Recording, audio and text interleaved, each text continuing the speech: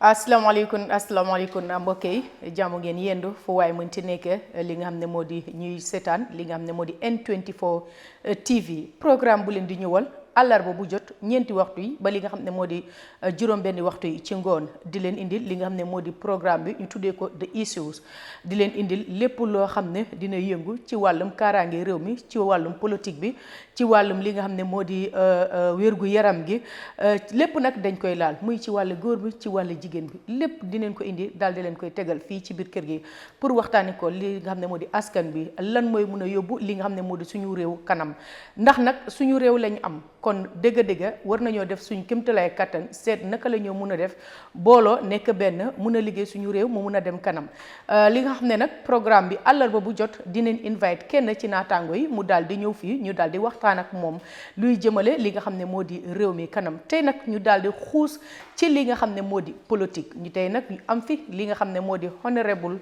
Bakary Badjie mu nekk député foofu nekk ci Foni Bintang tey nag ñu daal di koy am te xam ngeen ne moom sax nekk na koo xam ne wane na ne pare na pour taxaw lii nga xam ne moo di presidential fii ci biir réew mi ci 2026 waaye laataa ñuy xuusee ci mbir mi du ñu def dara dañ koy bàyyi mu nuyuwanteeg askan bi ñu doog a xuus si li nga xam ne tey fa la ñoo jublu pour waxtaan ak moom fii ci N24 TV honorable Inimbara abaraka bake sukay alama alayejo non contanta kana alla N24 TV kontanta bake alla invitation o kan ka banko la ko kacha banko la tañato ka o kacha mo fennete mi yalan kontol fana be parerin ne wati ka o kacha ke woto nali kumandiro ke fo ngana ngan danku walla nga lamoy alla diamo allafta munen nyinin kala nga jaabi anyanta jaabi la nyamen fana pour banko mol fana sia long mune be kering mune yati na fengol keta ibe ke ka nyamen ani mune fana se keno pour na banko eta nyato bo mu fenneti mi yalon ka kummayata kacha nak kacha keta dawda nyo moyo ka kele bare dal man kacha alte nyo moyla woto kacha kummayata kacha le ka banko samba kacha le ka nyo moyo fana samba na bo mu fenneti mi yalon ka en kontani anum fana se wota ka tra alfeja ok di ko jërëjëfal ba tey rek comme ni mu ko waxee ñàkk a waxtaan mooy indi réero waaye suñu waxtaanee rek réero dina nekk loo xam ne du am kon ba tey rek ñu xuus si li nga xam ne tey fa la ñoo jublu pour waxtaanee ko li nga xam ne moo di honorable Bakary Badjie mu nekk Foni Bintang seeni député moom nag mu ngi duggee woon ci néegi député yi ci li nga xam ne moo di Noto Alliance nga xamee ne nag li nga xam ne moo di former régime moom nag li nga xam ne moo di ci tundom la ci kàddoom la ñu nekkoon waaye jamono bii ñuy wax ak yéen nag moom jamono bi nekk na koo xam ne bokkatut ci li nga xam ne moo di Noto Alliance parce que moom taxaw na pour li nga xam ne moo di taxaw as a président fii ci biir réew mi mu nekk nag ndaw buy yëngu bëgg rek jàppale li nga xam ne ndaw ñi comme ni mu ñu ko waxee waaye nag Olof Njaay daf ne nettali ci làmmiñ ñi boromam kon dinañ ko bàyyi mu daal di ñuy xusal ci li nga xam ne mooy li nga xam ne moo di waxtaan bi as the National Assembly member for Foni Bintang, Bakary Badjie, who recently,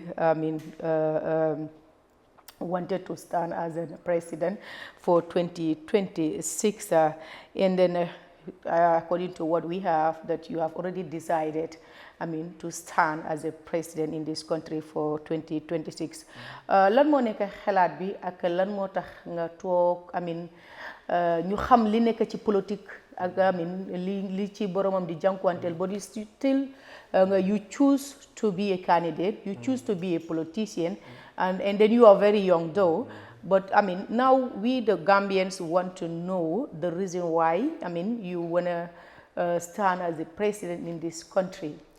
Thank you Sukay wamu nyinin kabal timi yalonko akummayata bake anum fanan kontanta ila nyinin kabola andu ay mun nyinin kabal timi fanan yati mi yayitandi anin silo tatal andu kumale mi yalonko nyanta nyinin kabla because nimmol tol be nga jibe dinni wo ka finti ka foko ntebe lola ka presde anyini wamu fenneti mi yalonko rix balen andu amu fenneti mi yalonko akoliyatale ala ko tonya akoliyatale bare mi warta fengol beti mi warta ntolla jeboto na Gambia jang wala na bankoti Gambia bankole jarita anu Gambia bankon tol fana nyanta lola wole fe ni yajibe ntebe National Assembly kudol bije ntema wol long kunung bi afele nga wol long andu niyo ka kuya bake inka ku jama kumbo mi ya lonko Gambia la tanyato fighting against corruption, fighting against injustice.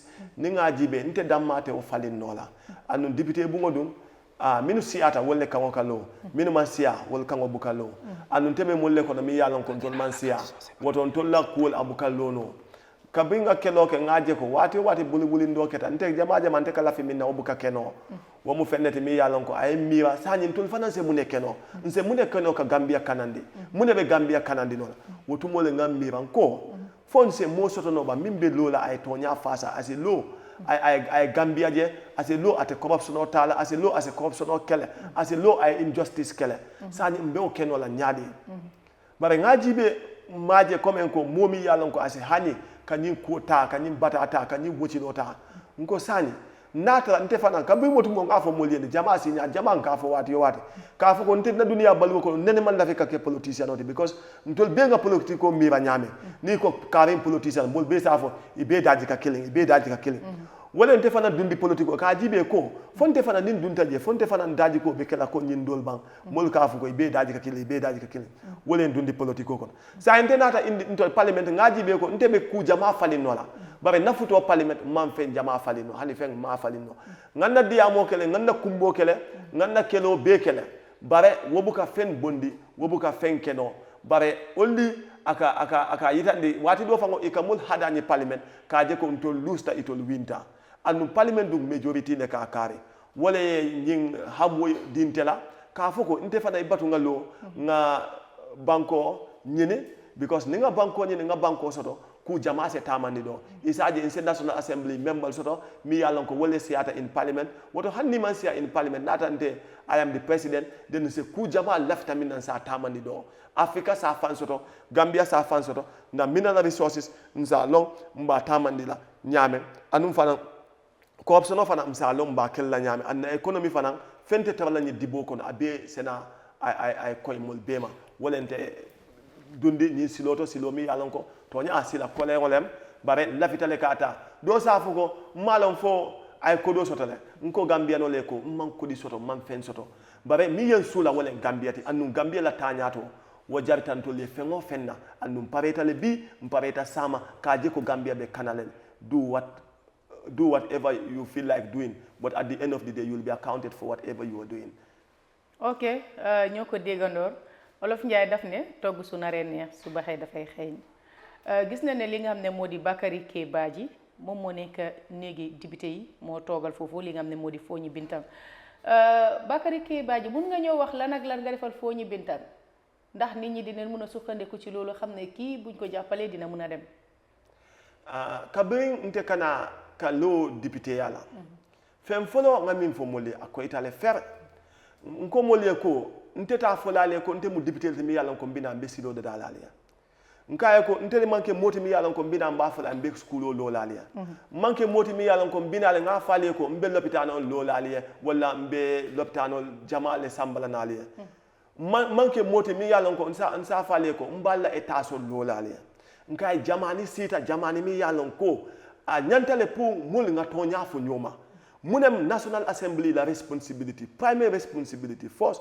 is lawmaking ntol benga wolone ko député le ka loi da ni nata second representation that you are representing a constituency that constituency bu mu itele ke represent the third one is the oversight function walem to scrutinize government institutions and ministries departments and other things that's to scrutinize comme ko ntol le ka nafulo tala ninga nafulo tala fo nga check ministry ye kodo dundi mintole wolem na three responsibility nyindi sani ni ko nteko nlafitale ye mune doku National Assembly fo e boholo le lo fo e silo le dada the Ministry of Construction wolle mabata sila dada you understand Ministry of Fisheries and Water Resources wolle mabata ka boholo dada bare hani wonya nga jibe ko nte mol nene no la kotoke because nene rob ka banku samba nko ntenga fo moli ya seniyata nko ali kana song moya nene kato anengole diata kana song moye nene kata nafulo le soto kana song moye nene kato akeba yatale mo kana song nene rola ndenga min fo na moli aseniyata which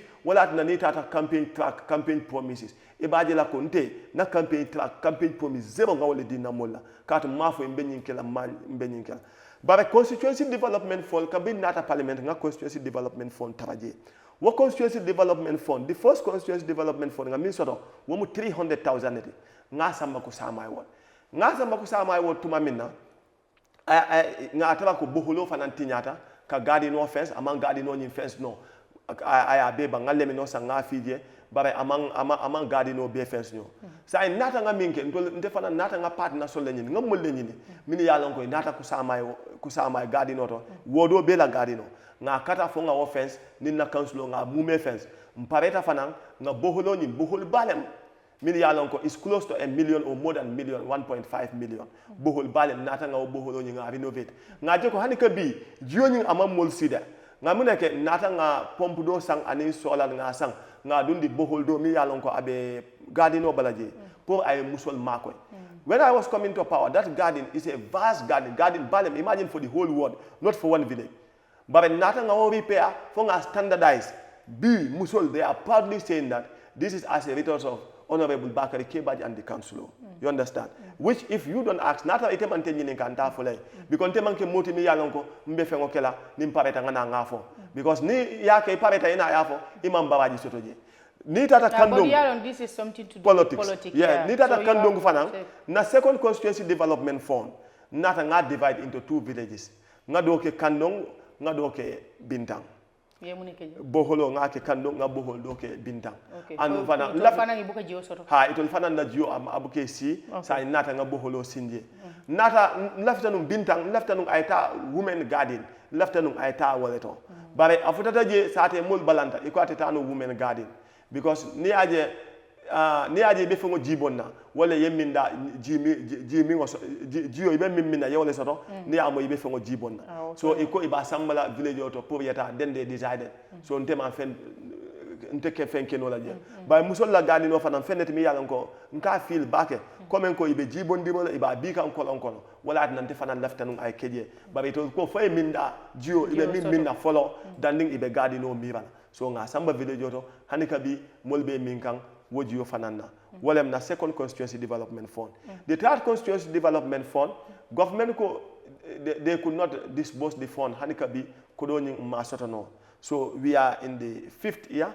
walem fengote mi yalon ko iko iba disburse la sani ba wo fango man fotana tolma apart from that representation in the national assembly ka katale ninna molka kaja fengo feng mi yalon ko anata député bunkono nkanna mol sindila hani nata mbuka constituency based in no bare nka katale konsi ha the executive ni wol yekacha wol fana yafutandi ila satel to ko jende ni wala be kere apart from that nte ka katale every year even last year ntata constituency tola dialogue with the people to every year nkata wala nte katale ninna mol yekacha ka foy ko aliyen kitenne bare ngata abeteng na koliyata ikafo mole akoliyata le na soniyata ikafo mole asoniyata katun kachale ka banko samba nkatale nganna banko mol be nkatale tonyina anu tonyin fana nka dépense le ngata suto e mol tradame ngal laje the following day nga wuli suto e mol tradame ngal laje wati do aka molta one complete week nimna moli kacha we interact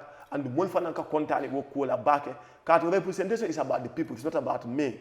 And it is the people that are important. Hata badi wol wolle kumata abanke tete wala na nikata nika kacha anu fana ngum feneti mi yalon ko lotaje anu fana ka ke bake. The other thing is intende man bori na molla that everybody should know. Intende man bori na molla wati ninna molbe nyoka lama ninna molbe kacha kan ninna molbe nyomoyka min sekenon ka fo ina be kenola min te kenola nka fo ate kenola anu fana fengo fe min nata parliament nka jibele ko na mol ya munefo akoto dan ninte ba fala hani nata ntenga na mimo betende bare na mol min siata wol ko ten na mol la mimo nka wolleta ngante ta fay yeah, because it only a tombo I mean so you go back to them and talk to them before making any decision very well. That's very good. ñoo ko déggandoor nu ne olof Njaay ne nettali ci làmmiñi boromam lii dafa nekk loo xam ne is very important parce que am na programme bu ñu dee def every morning from 8 to 10 ci li nga xam ne moo di si suñu rajo bi waaye suñ ñëwee ci li nga xam ne moo di néegi député yi nit ñi kool yi dañ dee tànga jir liñ dee wax mooy ne député yi bi ñu soxlaa toogu bi dañ doon ñëw si ñoom pour ñu mun a am li nga xam ne moo di seeni karta waaye ñu ne ñu ëpp doole ñeneen ñi dañ dee wax sax tur yi dañ dee jaar si tur yi ne ñun député diw mooy suñu député waaye bañ na ko ba suy romba su ñëwee ba jege askan bi dafaa yokk vitesse si moto bi pour mu romba leen pour sax mu wàccee veeram bi pour mu nuyu leen sax dafa nekk loo xam ne problème la loolu selfish la parce que teguloo foofu sa boppa gis nga néegi député président councilors mayors chairmans ñëpp askan bi moo leen fa tegu leen fa seen boppa so bu fekkente ne askan bi teg neen leen foofu wax dëgg fa neex yàlla comme ni nga ko waxee ne danga dee deelu toog ak sa gars yi as executive ngeen waxtaan nga ñëwaat ci néegi député bi sa gars yi li ñu d'accord loolu ngay indi ci néegi député yi bu fekkee noonu la demee loolu moom apprécier nañ ko trop parce que askan bi ñoo la fa teg waaye ëpp doole bi nag duñ dee dellu ci seen li nga xam ne moo di ci seen nit ñi waxtaan ak ñoom dañuy nekk foofu seet li leen neex ñu def ko ndax am na si ñoo xam ne yeesa rek la ñoo dawee mela kuma kuntu ka be nte because nte amanke nteti nka député Jamal Yamari ka foy ko alta alna la molye kacha go around your people and niye kacha wum feneti mi yalon ka kumayata bake do konye ko kana député yakoli yandi molbulu kana député yakoli yandi molbulu meaning kata ni la molye kacha wum feneti mi yalon ka koliyata because it consumes money, it consumes time, it but consumes when you need energy. them you but were when there you were there and you went from locality to locality, compound to compound, from one individual to the other. Nte hanni mbe fula, nte bete fula na motora, nte la moto, nata be fula na. One of the things me yalon ko ka stress akam bake, nka fo ko ihachi lotu hadama di ngolto, because ni betala mol ba mi ban konte be intelligence a tawante tije sa ni futata hadama di ngol kan is lotala ye bloje ni mol ye wave at least talk to them ya lon konte tije but if I give you my vehicle not ante kan na moto dila ite tata o nyama ntata rek iko mol ye ko last time tamita na ja iman konto nka lon ne ko nga wolungo nga moto di itella and before mbe moto dila nke wonne ko ni futata ye hati lotu hadama di ngol nata moto fanam fatale werol jindi moyaje ko ya ba fang moto kono to fatale nte sinola but ite na no rek moye wef yetambi wonyama if you do that ninga long nte fula na moto la koteke because the car is a public car very well and it's also because of the vote that's why yes you get the car. Yes, because of the vote and also I also belong to the public exactly I belong to the public yes and ning betonya fule ninte betonya fule hadama dingol ye min kentela nte hadama dingol jono la to be very honest and sincere with you ok léegi ñu dogee ko foofu rek honorable Bakary K Badjie as the foñi bintang li nga xam ne moo di seeni député ba tey rek bu leen fàtte moom lañ am si biir kër gi ñu gis ne li nga xam ne moo di yaa ngi sànjaafu lu rëy sànjaafu lu rëy mooy ne li nga xam ne moo di politique bi nga dugga dëgg la léegi député politique la sax waaye président dafa nekk loo xam ne takku dëgg la laaj and then you have to be very very patient because not ne ñëpp dañ laa bëgga waaye ñëpp tamit duñ la mun a bokk bañ waaye yow warulooy xool ki la bëgga ak ki la bañ yow da nga war a ànd ak ñëpp parce que right now yow yaa soxla nit ñi soxlawuñ la parce que yow yaa bëgga seeni karta so yow yaa war a wàccee sa boppa amin down so that amin nit ñi dinañ am sañ-sañ o am fit bi pour mun laa ñeme wala jege la because dëgg la ndaw nga te li nga jël nii du caaxaan boo demee ba bugg a nekk li nga xam ne moo di président di nga ci am even sa waajur sax dinañ leen saaga loolu moom danga ko am pour respect ko waaye waxuñ ne tamit ñu saaga sa waajur yi indi next bi ngay dem di attaque individual si naan lu tax nga saaga suma yaay because gis neen ko fi so definitely loolu warta am yow yaa jaay sa bopp boo demee olof njaay mu ne ku dee si marché yaa tàgge sa bopp so loolu bu demee yow da nga am pour patient ñu gis ne nag dafa nekk loo xam ne nekkul lu yomba su taxaw li nga xam ne moo di président especially right now ci biir réew mi gis nañ ne ñi nekk di taxaw président is too much ñoo xam ne ñu ngee taxaw waaye est-ce que yow soo demee ba si kanam doo dugga ci coalition yi womu fenneti mi yàlla ko akkumayata baakelen man jiki and malla ko nene be dunna coalition koto wala est-ce que doo dem jàppale Barrow pour mu win astagfirullah but amit daf mu ngee taxaw you know yàlla mi mu toña xam nga li politique la yes it's so politics. sometimes you guys you change bare min kummayata wolem ko ntela mission o wolem to change the narration okay wolem ka falen jamani te soto la mi yalon ko duniya hadama dingol be mira killing soto la wolem kata baro nim yenyi kuma fana nyininka kuma kendolem andu inyanta nyininka la fana because ay silanda warta bake nga mol jele min tata fo mo 5 wol be mi yalon ko iko ilafta president yala but at the end of the day inata e boka president NPP exactly coalition yes. with Baro but now ninga jibe in reality mune ye it'll willingly from the onset mune it willingly if you are satisfied with Baro and his governance why should you form your own political party why should you become a presidential candidate from the onset womu fenete mi yalon ko nimmoli ya nyininka amu fenete mi yalon ko nyanta nyininka la because Gambia nga ku jamale je mi yalon ko aketa jang andu nga mo jamale je mi yalon ko kuma bima fo at the end of the day ilata kan but I can tell you nte fango sa afo for free that hani Baro na la mol nte malla ko ibente walin nale. How? Of course. Because no, ibatunga ko killing for it. Okay. Natara ye members of parliament jinenka. Members of parliament bafole ko. Bakary is a no-go area. Bakary la ko hanni ma kacha ndifang. The hour say that I can tell you for free that mole sukubo soto at State House. Akonye ko nafta sukubo sambanye. Nga ko tonya nseda no State House le.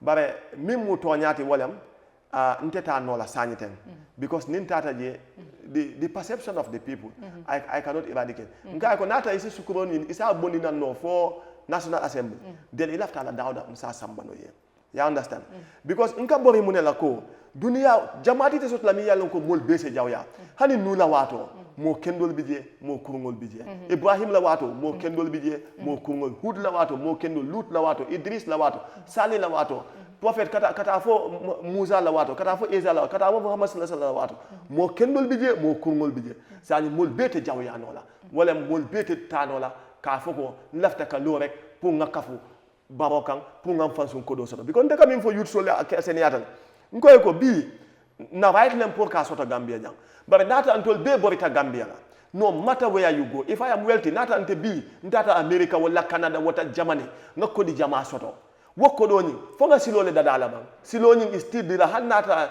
ni Range Rover nata whatever vehicle I come up with that dilapidated road mbe will use la the hospital that I left here without proper medication mbe wala tabala jang my mother, my father, my auntie, my sister, my brother, my friends, my fellow Gambians will be ibita wala pita no leto.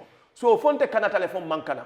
That poor education system ngamin tu jambe wala tabla. So onte damma punte damma ngakana by Gambia no be yetaba batakono woman Gambia kanandi. So it's not about me. Among Kenteti, I do not exist. What exists is the Gambia. And the Gambia is what is important. And mfana yekuma do fon yanko politiko mu munyoleti politiko mu sabarolti dunia mu munyoleti dunia mu sabarolti I can tell you one thing for free kabinga announcement okay nga declaration okay model bije jama mini yalla ko wulita wato rek ye nendi ro commencé dol bije bibi wol bente fele and they are supporting me and they are ready to do everything for my progress and for the progress. But not until for will told them. Then Badjie la ko. Yes, Badjie la ko. But you know, in politics, there is no enemy in politics. No, but in the world there should be no enemy. In the world, nyanta nyo sensitize la, nyo kalamtandi. Nite maji, come and nite ko. This is black, nite ko is white. That does not necessarily mean we have to fight. You need to convince me that this is black, and I need to convince you that this is white. And hope MPP will not convince you. How? So that you cross carpet. How? Because you know this is politics. Yes, because it's politics. Most of the time, Linda def moy wax waxet aka fi bari. You cannot tell me that there is no reality in politics. 85%. Yes, but there are Unless little you have only 15%. elements of reality. Even if you have 99, then count me among the one. Yes. Okay, because I'm li politique la. And then most of the time, ma waxot waxet aka bari ci biir rew mi. Yalla politico ye to last minute bi rek ñu jola envelope bu yellow bi rek. I definitely agree with you that nimu politico lati. By politico fanang ma hadama ya bay. Hadama di yale kumayata fengo fendi. Andung ila hadama di ya bi I cannot sacrifice my people, my family, my everything for money. I cannot sacrifice Gambia for money. Because at the end of the day, Ntebe Falale, even Badela Gambia Banko Kanjan, even Badela Jan. And also, me kumayata bake, wolem ila integrity. Wo kumayata, hadamadingo ni fota wala banta. I am not looking at today. NPP government is a finished government. NPP government is but that I can tell you. But I can tell you that for free. Take it from me. Huh? NPP government is a finished government. That I can tell you for free. You understand? So you cannot enter into something that is finished, something that is not progressing. Now, me joining NPP is part of betraying myself, part of betraying my people, part of so you betraying... have confidence that NPP will not win this 2026 100% confidence that sure. NPP it a winner in election of 2026. 100% and then for you have 100% that they will not win for this presidential election 2026. But NPP also, they have 100% that they will win this presidential election. Ite ya miracle nata antenga alone ko njikita ko NPP be winner. Muna na mbelo nata ante ko NPP njikita le ko be winner. So ite jikita le ko ite winner wala sabu lota. Wala nante lota. Okay. Nte jikita le ko nte le be winner wala nante lota. Yes. So you may doubt it. You may be skeptical. You understand? You may not find the reason in it. But in my mind, in my conviction, that's my belief. Okay. Okay, ñoko déggandor waye mbadi nga wor Gambia bi parce que sa tobi dal fo ñi bintami because fofu néegi député bi la won waye légui ya nga ñew presidential so xam nga né da nga wara dem kato mbakoyen waaw pour nga mëna gis gaay yi amin ñu xam né ki mo because xejna dex bi am nga fa fans already because nit mom fo munti nek rek da nga di am fans waye tamit dafa rafet nga jog sol sa dala dem ba fekki len amin loolu dafa am yëg-yëg bu muy def si ñoom wa mu fennete mi yàlla ka kumayata baake sainten mbe kodo le mobilize kan kodo mbe le mobilize kan because nationwide to I kodi jamale ñinen ka amanke ko you are going to bribe people but for transport and feeding of people wo kodi jamale le ñinen ka and fana right now man see because nim foni binta molle be kacha kan follow this time around nga meeting do ke kanuma nga do ke kusama sanye the last meeting mi yalon ko mbakela en foni wobekela on the 24th of this month batabut meeting balem and bal atul fana invite la alieta alia cover because mbe mol soto kam bakele and fana ka boji an kata fo basse dula be I am having people that are loyal and the mol fana are ready to sacrifice. People are contributing their money wanting me to go there and no fana be parere and mbakatala na fanso be dawda mbakatala inshallah nga futa je nim mam futa noje nsena foni sutiyata ite fana ina nga ben nga kacha ha won fenete mi yalon ko lafta la bake and gambia no be dawda lafta kataji mbali malbe dula beleto and na fanso be dula beleto in all the constituencies in the country so xam nga lu de olof yi di wax ne ku tuti daf day am fit rek lañ dégg so instead of Honorable Bakary Badjie dañ ko defal Honorable Bakary Diallo rek because kii ku ko gis xam nga ne moom rax na si poli so ñoo ko déggandoor ba tey rek askan bi bu leen fàtte yéen a ngi seetaan li nga xam ne moo di N24 TV programme bu leen di ñëwal àllarba bu jot ñeenti waxtu yi ba li nga xam ne moo di juróom-benni waxtu yi ci ngoon tey nag ñu am Honorable Bakary Badjie mu nekk li nga xam ne moo di Foni Bintang seeni député waaye ba tey rek ñu gis ne tamit taxaw na rek pour nekk li nga xam ne moo di président maanaam jiite réew mi fii ci biir Gambie xam ne nag politique bi du yomba ndax jamono bii ñuy wax ak yéen ñi bugg a taxaw ak ñi taxaw ak a sakan ci biir réew mi waaye nag ku nekk rek dangay dawaleel sa bopp parce que nag moom mu ne am na confident ne dina win li nga xam ne moo di presidential election 2026 am na yaakaar bi ne dina win moom nag ci ay kàddu wane na ne li nga xam ne moo di NPP dañ nekk parti boo xam ne dañ jeexal ba pare mu ne bu fekkonte ne jeexaluñ moom sax du taxaw waaye xam na ne gars yi jeexal leen ba pare loolu moo tax moom mu taxaw pour rek nekk président fii ci réew mi te bokk na ci ñoo xam ne ñoom ñoo nekk ndaw ñi foofu nekk ci néegi député yi te soxla ne ndaw ñu bëri nag ci néegi député yi so buñ gisee ne tamit ndaw ñi tamit ñu ngee jóg si li nga xam ne moo di affaire yi politique bi maanaam nekk li nga xam ne moo di président loolu moom dinañ ci kontaan trop so léegi lan moo nekk yow li nga xam ne moo di sa target in case bu fekkee win nga yan moo nekk yi nga xam ne foofu ngay njëkk a jublu ci biir réew mi. Very good. Wamu feneti mi yalon ko akummayata bake and one of mi kummayata fengol beti sanye den nga jibe na economy fenet mi yalon ko amu feneti mi yalon ko ni ku ya warta bi ni be yibo falina sanye den into dalasi o dalasi yibo into dalasi ikaje ko it is about 79 kata 80 wolem euro the exchange rate for euro ni yajibe 5000 CFA ni ba falina is 620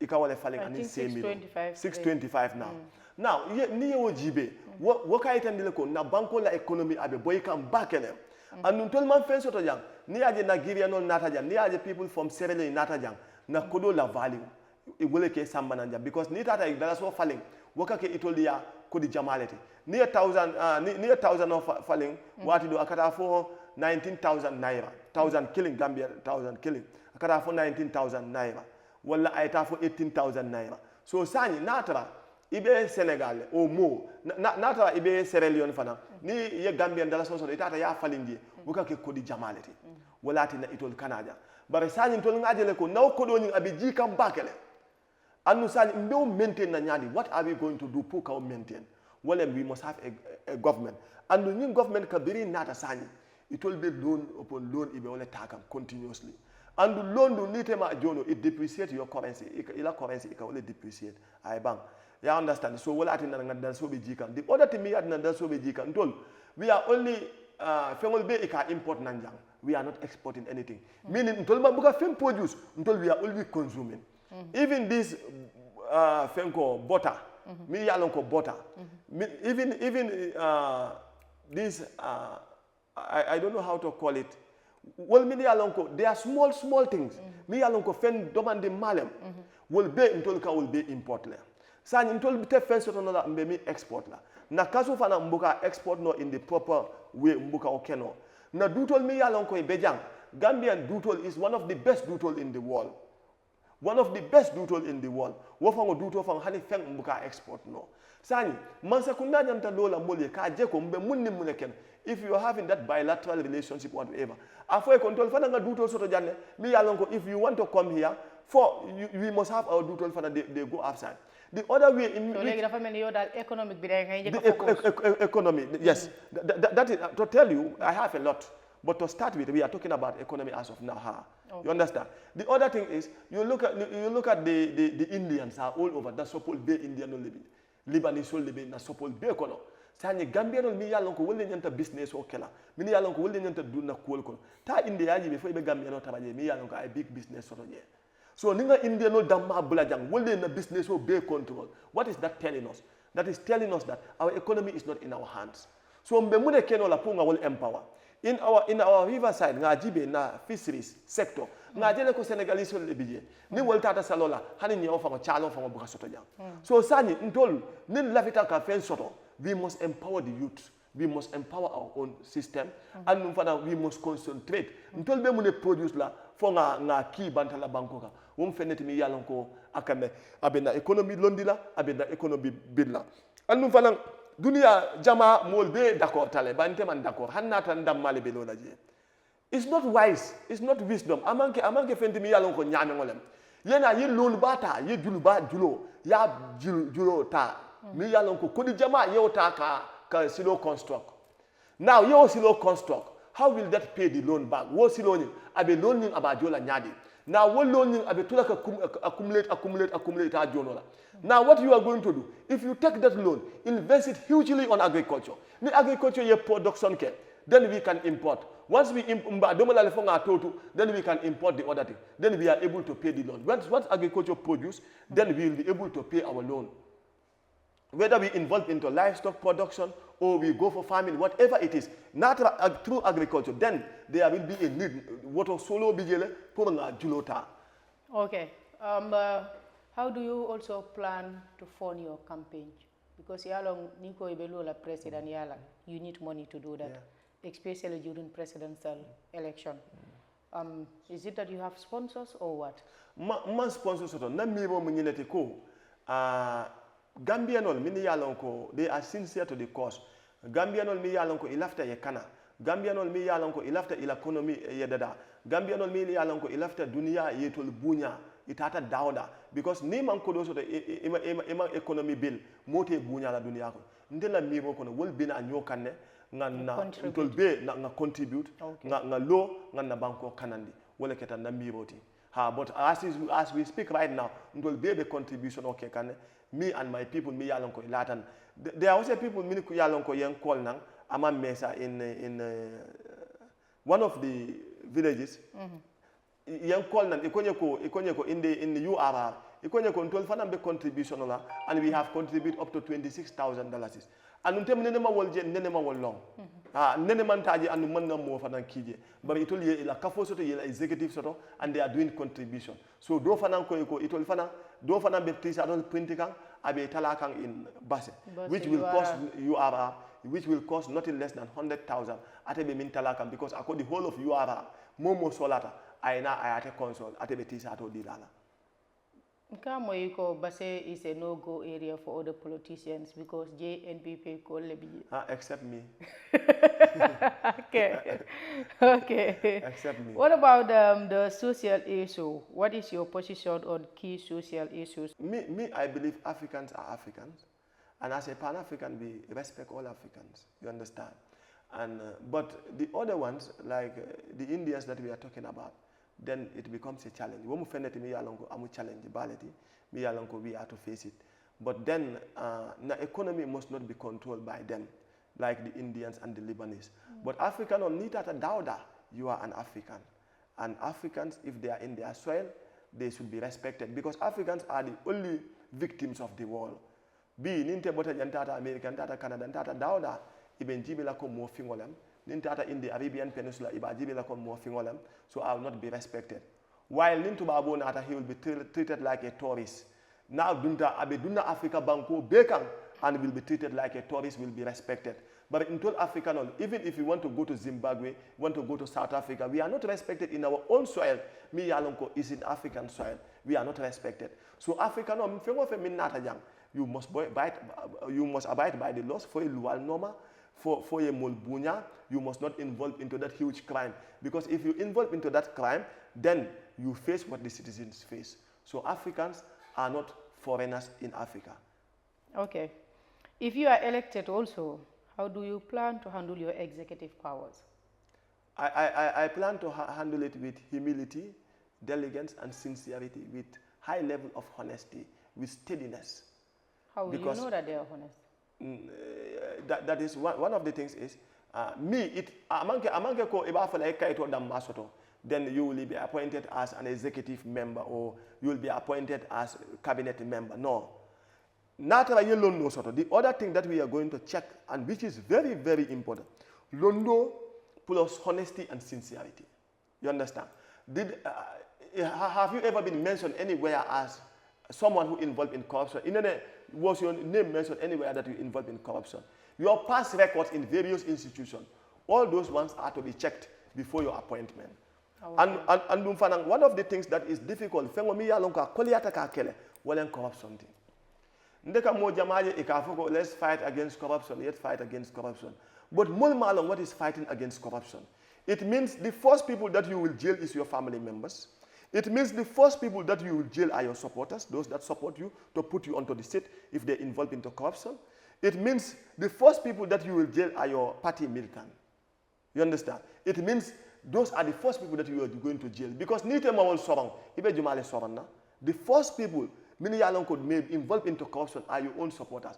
So now, Natra, President Natra, Ateka Jibeleko, Nindo man support, na corruption oke ngalu atamanda kan nyindo yen support le na corruption oke nsafoko maje wote tonya sabatindi nona tonya sabatindi o feneti mi yalonko you must be ready to be different and you must be ready to take a firm stand and nima wochili ite ko tamandi nona woto wom feneti mi yalonko fo e wochili ye tonya tamandi wo ko kan. Okay, so thank you for that. Legi dej buga ham still da yangi boko ci no to alliance bi wala legi utal boko to lo fofu non. Right now yente sakale from no to alliance yem bayle. He bayle. By dandi mem bayla atante fana nga decision ota already that mbelo la press dayala. So nga lonko already ning ko mbelo la press dayala njikita le ko be bayla and ka bringa dikela akonte mbelo la press dayala inata mbay. Bare mo mi ma fan kanandi no wote banko kanandi no. Wala tinna nte malafi to be caked by anything. I want the Gambian youth until after Gambian youth so ye wuli ye fam fasa Gambian youth so ye wuli ye keloke ila bankoe because those in the age 60 cannot decide for us. Volta decide no la moli mini yalonko volta for 60 years wol nyande tala suokono ntol dinni wol nga do ko ke nga di pa bi la ya do mo suokono by wol nin tol manyana nyo sabala palaso la. Okay.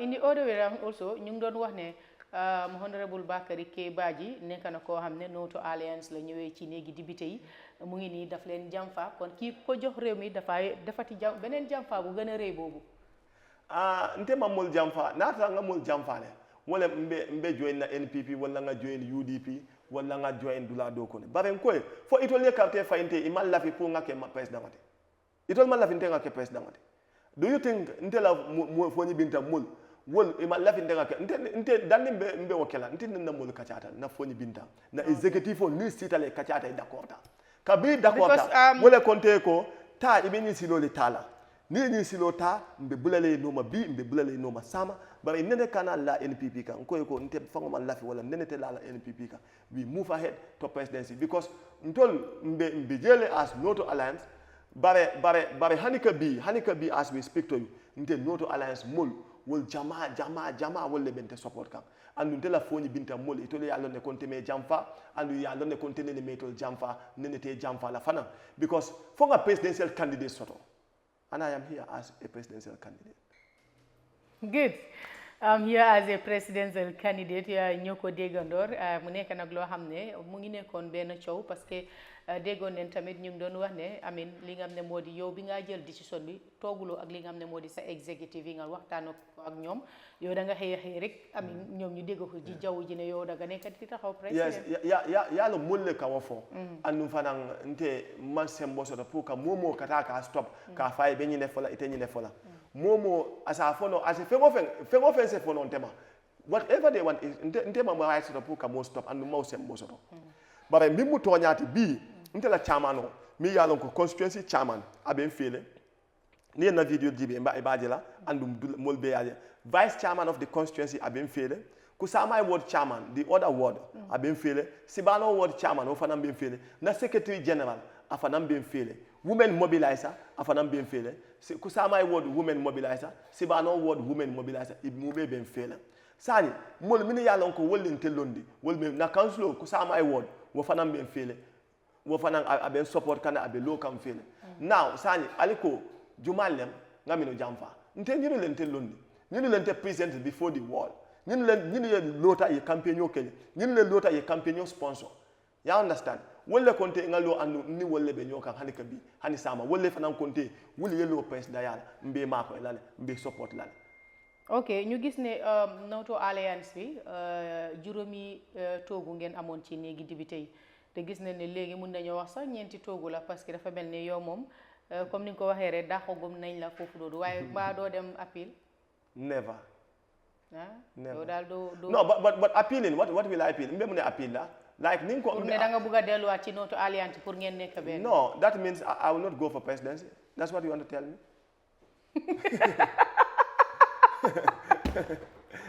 Because xam nga yéen. No, I am going for presidency. I have taken a decision. What about tey su la former président bi kooloon mu ne la ok dama bëgg nga appeal ma bàyyi la nga ñëwaat ci lii bi ci Noto Alliance bi. because yéen Noto Alliance bi jàmme ngeen doon doxalee. waaw because moom ngeen doon dégg waaye. you know affaire si dem ba ñu gis ne léegi yow moom dañ la seppi ci bool. yàlla même mu tooñaate. Gambia le mol sula. Gambia la tañato walente wulindi. You understand? So nata ntela muro dammat kata Noto Alliance. Ni wo dammalem. Ni na wala. Ntega decision o tale ko ntebe la president. Nata Noto Alliance la fitafana. Yena ye kafum fe. Wa yo da yage o nyep. Yes, ntebe me kumande kanne ko be na ye kafum fe. Nga banko ta mbe we all progress towards what we want. But sani ntega minje kai wolem Gambia la tañato ti. Because ndebe député bunkono député ya da mama nyin falin no nata député ya sa falin no ten ko jama falin tan te kamen commande but sani ten mi yalon ko wole be caring anim fana mi nyanta kela wole momo mimbe Gambia for Noto Alliance them for NPP them for UDP them for NRP them for Juma come and join the struggle for the liberation of our country. I'm calling all of them left and right front and center young and old all of them to what come and join the struggle. What about them? On what ground? Dégg nañ fi ne coalition ñu ko tooga ci suuf te ñu ngi oote ñu bari géeda den ne ñu ngi lay oote ñu ñëw ci ñoom. Let them put me as the lead. And they follow.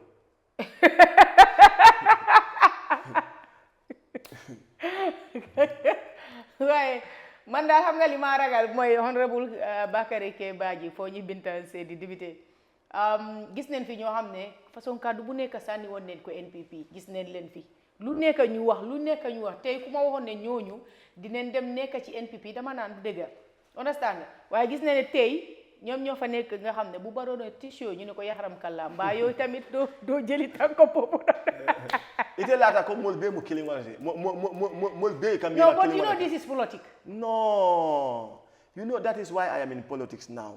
Okay. I am there as an agent of change. Okay. You understand? Okay. I am there not because of I want to be there. I am there because situations and circumstances demand for me to be there. Wala ati nambije. Yalo ku killing alma me understand wala nko. Ntebe National Assembly atul be yalo. Barenteka min kele natra moy ni sita yewo normal. Isa lonko Bakary nene te join na NPP. You understand? Okay. And for the ku killing bije natra fanan ye friends or as a National Assembly member wala National Assembly member dolo. And you think for Bakary will one day betray the system and join NPP bang. But nata antengalo nata ite coming for fango. Nata tonya nte lata ko NPP be nale. Munat nambe lola. Munat nambe fambatandila. That's the question. Jërëjëf ci kàddu yooyu noonu ñu gis ne fan yi soo bàyyi xel internet bi coow li bëri na ci biir réew mi ci li nga xam ne moo di former président alalam bi nga xam ne jaay neen ko fii ci biir réew mi ñu gis ne ñi nga xam ne borom ndomba tànk yi sax bokk neen ci ñi nga xam ne jënd neen ci li nga xam ne moo di alal boobu leen maanaam li mel ni ki ay moto yi li mel ni ki paaka yi maanaam kër yi lu mel ni ki li nga xam ne moo di nag yi xar yi tracteur yi amin yow lan nga ci am. Is it right pour ñu jaay ko wala yow lan moo si sa xelaat doo xam naa ne léegi moom bokkatuloo ci jàmme waaye ba teere bul fàtte démba. Very, very important question. Ntela mbiro anin na jero mnyenete ko Gambia nol nyanta progress nale anu Gambia nyanta fan sotola. Ninte ko ite ko do sunyale. Ye motol sang. Nte ngana ngaw motota nga wafi. Then I am worse than you are. What am ite fa wala fesi atandete. Ya understand? Ku kilim bige mi ya lonko akumata. Hadamadi ibe min tamandila. Alonko not for my selfish interest, but for the interest of the nation. So I nata itoli yo fengo be wafi. Ntolo nga nyinin ka jama kodol accounts. But nga for minister le National Assembly la. Nko ko modol Badjie. We must take them to account.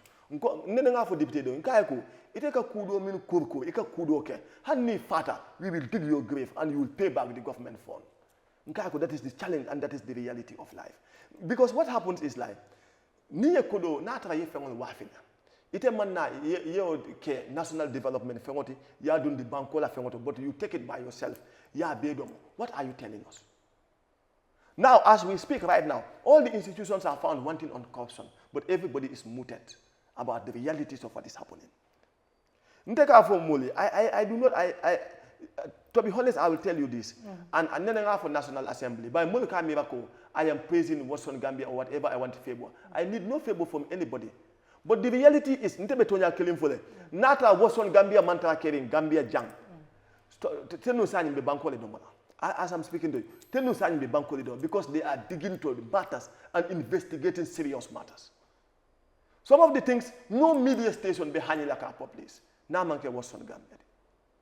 So now, natural one them, what don't be bank corridor. And they are conscious of their revealing, and most of the time, whatever they reveal, even not 100%, but 80% or 85% is all accurate and correct. So, what are we going to do? It has to go through a procedure, court order, whatever it is, but all should be documented in entire document. Because I am power, I am president, I am minister of justice, I am whoever, I can take money and eat it anyhow. No. Is because of the state layer request, not a state layer request. It must be used on the interest of the state. But just also we are greedy and we want to take everything. I told them that they will be accounted for whatever. Especially Gambia. Afire from now, I corruption because tomorrow he will be accounted for it. Nobody will go free. That I can tell you for free. And once I am president, you will come to see these realities that I'm talking about. And inshallah one day. Account everybody. No, you know Gambia ala tentol bulano la teng ngatara nyim bata kono ngatara injustice molbe kolmin diata itole iba tamandila. What a continue no abe dandula sotla. And every injustice have an ending, and justice will one day prevail. Know and mark that for me. jërë ngeen jëf yéen a dégg loolu am nañ yaakaar ne fii la ñu tëjee li nga xam ne moo di programme bi honorable Bakary Badjie ñu bàyyi la lan ngay tàggatoog askan bi ak lan nga wax askan bi ci ñi la doon déglu ak ñi la seetaan. Thank you so very much for the invitation. I appreciate your TV. N24 is truly appreciated. The invitation is appreciated. The interview is also appreciated. And mbe lafita kamin dane walem ko.